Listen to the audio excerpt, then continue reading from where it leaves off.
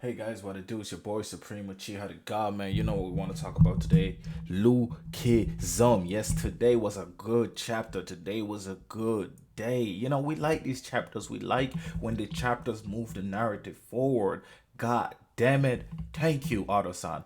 Thank you. This is the type of shit we've been waiting for. Please stop the fillers. Stop the cap. Let's get into it. So obviously the chapter begins with Johan facing off Mr. Lee, and Mr. Lee being a creep as usual, and they kung fu chopping, and he swings. Like just to test, he's testing Johan to see how good he is, and Johan dodges just about. Well, it looks like he cleared it by like 20 feet, but it like grazed his face somehow. And your man punched through the couch, and then he was like, okay, so you got the speed reflexes. You know what I'm saying? Because he's also considering his age in comparison. He even said that Johan is more talented in Gu and Gun, and who he believes either of them are probably both of them are probably stronger than him. Like solos, like 1v1, he probably lose against them. He thinks because they're adults now, so they're like 20 now. You know what I'm saying? So you gotta understand that these guys like Johan are like 16 and shit, 16, and I think Jake and them are like 17. They're like a year older type shit. You know what I'm saying? I think Eli is like 18. He's a bit older, same as Warren, but like 18. So that's the thing, like the age thing matters in this like a lot, like a year of strength, and this shit is the difference between Super Saiyan 3 and 2 or some shit. You know what I'm saying? It's crazy. So it was very very interesting chapter. So obviously Lee's interested in the boy. He like, oh, I fuck with you, man, I fuck with you type shit. Like, and then he does like a strength test on him, and you know because he's not even like Jordan's not willing to listen to him, so he starts kicking them and fighting them and hitting them and all that shit.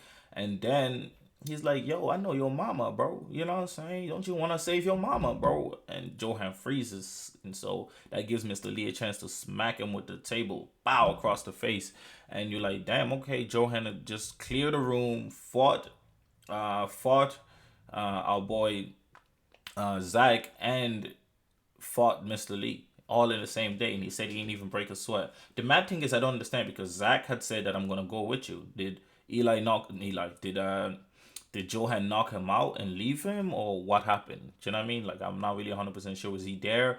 I don't know. But the interesting take here is that he's joining the private security firm, and even Mr. Kim is like, yo, that's the most talented person we've seen as well. Like, that's the crazy talented. You know what I'm saying? So it's intriguing to see just how talented Johan is being tutored to be. And as we the readers know, Daniel is even more talented than Johan.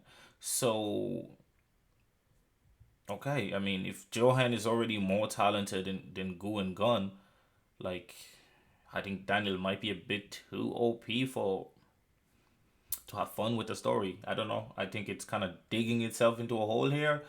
Um, because I suppose I don't know. Maybe I was just thinking this way, but I always had the thought that at some point he's gonna stop using his second body and rely on his main body and get that to the level it needs to be. But his main body is so far behind to even Zack, you know what I'm saying, who's one of the weaker characters at this stage. And yet do you know what I mean? Like, there's just no hope of him catching up to everybody. There's no way like Fat Daniel can ever face somebody like Johan, like speed wise, strength wise, skill wise, like, you know what I'm saying? So obviously that body knows everything already and has been through war already. It's like a perfect fighting machine. Um, so it's interesting. And if our boy Mr. Lee says that he's like Johan is more talented than Gu and Gun, does that mean he's also more talented than Samuel Soul? Now I know he came to get Samuel Soul. Samuel Soul and Johan gonna be his successors.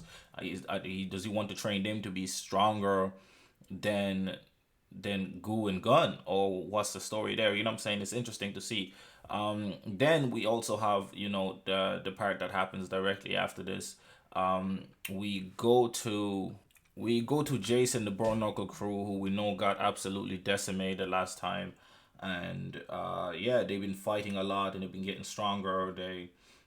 Since they got humiliated that last fight during the arc where Eli fought Ollie, they they've been leveling up. Vasco feels like he's not strong enough yet, so he went solo against Cruz. So he's trying to reach that Johan level of solo and Cruz.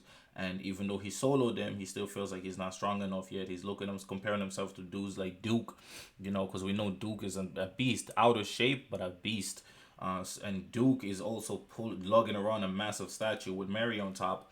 And Mary, we know, is supposed to be super OP. It might even be stronger than half the guys in the story, which is interesting. We want to see how that plays out and just how OP she is, because we also know Crystal is pretty OP. So what I'm saying, there's a bunch of things we still don't know, and I hope that this arc will cover those. Then we also got Logan, who I don't know if you guys remember, but a few chapters ago, a bunch during the same arc, no, during the arc of how not Ollie, but the other guy, who's like a fake Ollie. Him, I can't remember his name. Can you comment it below, please, and remind me because I be forgetting. But him and his fake like header, they, do you know what I mean? They that during that arc when I think they're trying to save Jasmine, right? I think at least I think initially I think our boy Zack was trying to save Jasmine. I think that arc. There was the motorbikes and shit. It was when we got the fake Max and whatever. You know what I'm saying? But anyway, I hope you guys remember that chapter. It's the first time oh man, we had Jay with the goddamn helmet and everything. It was a cool ass chapter. I hope you guys remember that chapter. Anyways, how we were introduced to Ollie, and basically Max and Derek, the fake Max and Derek, who were introduced to Ollie that chapter. But during that arc, if you guys remember, Gu approached Logan and essentially convinced him to join him, to help him stop the major cruise, I suppose, because that's what he's doing. It looks like. So Logan is here, just being Logan, being all moody and groovy and shit, and they're kind of having a fun little interaction. Where Gu's like, "Yo, you drive, man. You sit at them front of you drive. You're making my car all bloody." And he's complaining and giving out, and then Logan is just being disrespectful as usual. But I'm sure even he knows he can get absolutely decimated by Goo if Goo feels like it. So, but Goo likes those type of people. Like as you notice, I think Gun likes people with like more poise and more composure and more control and more, you know what I'm saying. Even though he did have a soft spot for Eli because I think he wanted to convert him to that type of person.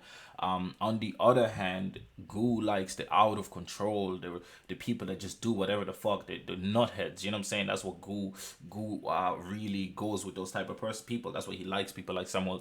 So it's good to see that as well. Then obviously we got Fat Daniel here going through what he discovered about his body.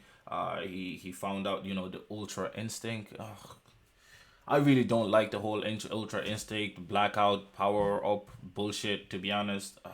I think it's just overcomplicating the story unnecessarily. He also calls our boy Warren psychopath. I think he calls Ali Chinese man. Jake X Con. Is that Jake? Or someone saw X Con maybe? And then Johan Dog. I don't know. I don't really know. But anyway, so he's basically giving us like a clue of what's coming next. So he took pictures of what Samuel so had in his room, and he was wondering what those numbers mean. You know what I'm saying? Obviously he had to cross out Ali because Ali died. There was, oh sorry, he was calling Eli the crazy guy. Eli is kind of crazy, low key. And then he had Johan, he had Eli, he had Ali, and he had Jake, the four major crews essentially, right? So no, not the workers. These are the crews. So yeah, no, those workers, those crews, those all type of shit. I know I sounded a little bit tired because I'm actually pretty fucking tired. Um, so then those like D3, D2, those like and then our boy Daniel was like, why is these D something? And then someone is looking at the dates, and then it's like finally D Day is the day, and we obviously find out what D Day is. Congratulations, Jake is back. You know what I'm saying? And we know that Jake is gonna be more vicious than ever. Now, obviously, everybody's gonna comment, "What? Excuse me. What about Jiho? Where's Jiho?" I don't think they're gonna come out at the same time. I think Jiho will follow shortly after. Um, because I think it'd be weird if they both come out the exact same day. But at the same time, Jiho might be able to come out shortly after, because he did attack the guy that was going to give him a recommendation for coming out early. Um, so I don't know. I'm not 100% sure. I don't think it makes much sense because Jake always kept his hands clean, but Jiho didn't always keep his hands clean. You know what I'm saying? I know he gets other people to say they did it, but it's hard. It's kind of tough. You know what I'm saying? So, uh, yeah, that's really what happens. I'm super excited for Jake to be back. I hope Jiho is back with him at least shortly after. Or even if they surprise us and show that Jiho has already been out, that would be interesting as well. Doing stuff low key, and boom. So we're excited to see what happens next. It's been next. It's been your boy Supreme Chae the God. Make sure to leave a like, comment, and subscribe. I'm out.